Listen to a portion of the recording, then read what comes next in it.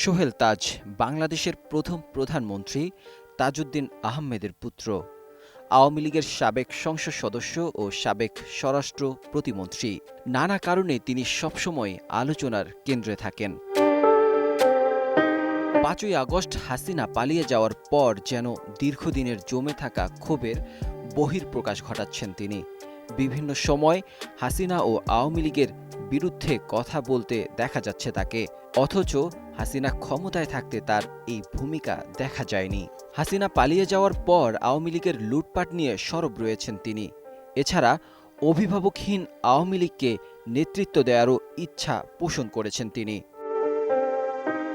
কেন শেখ হাসিনার প্রতি সোহেল তাজের এত ক্ষোভ?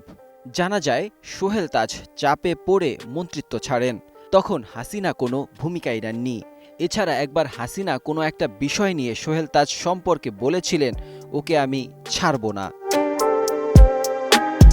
একই ধারাবাহিকতায় সম্প্রতি ধানমন্ডি ৩২ নম্বরে শেখ মুজিবের বাড়ি বুলডোজার দিয়ে ভেঙে গুঁড়িয়ে দেওয়া হয়। এই বিষয়ে তিনি বিস্ফোরক মন্তব্য করেন। তিনি বলেন, এসব হামলা ভাঙচুর আওয়ামী লীগের শাসনামলে হওয়া হত্যা, গুম ও খুন নির্যাতনের পরিণতি। সানবিট সব দিবে সামাল।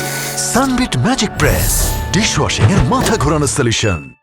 বুলডোজার কর্মসূচি চলাকালে নিজের ভেরিফাইড ফেসবুক পেজে গত শুক্রবার রাতে সোহেল তাজ লেখেন, কি নির্মম পরিণতি, ১৫ বছরের হত্যা, গুম, খুন, নির্যাতন, নিপীড়ন, গণতন্ত্র ধ্বংস, ভোটাধিকার হরণ, দুর্নীতি, লুটপাট, লাখ লাখ টাকা পাচারের।